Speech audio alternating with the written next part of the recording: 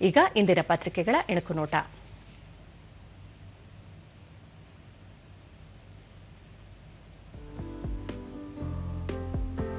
Trump ಶಾಂತಿ ಸೂತ್ರ, Iran ತಿರಸ್ಕಾರ, ತಿಂಗಳ ಕದನ ವಿರಾಮಕ್ಕೆ ಅಮೆರಿಕ ಒಲವು, ಪರಮಾಣು ಕಾರ್ಯಕ್ರಮದ ಮೇಲೆ ಕಟ್ಟುನಿಟ್ಟಿನ ನಿರ್ಬಂಧ.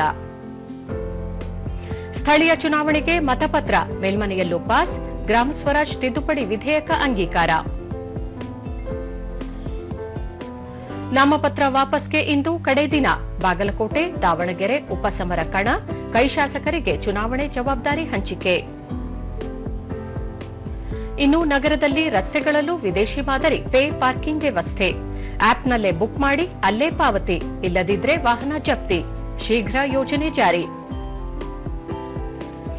Asia cup world ranking tourney, archery ಭಾರತಕ್ಕೆ 2 ಕಂಚು, ಇನ್ನು 2 ಪದಕ ಖಚಿತ, ಮಿಂಚಿದ ಭಾರತೀಯರು. ಇವು ಇಂದಿನ ಪತ್ರಿಕೆಗಳ ಪ್ರಮುಖ ಸುದ್ದಿ. ಉಳಿದಂತೆ 2025ನೇ ಸಾಲಿನ ಪ್ರಶಸ್ತಿಗಳು ಪ್ರಕಟ.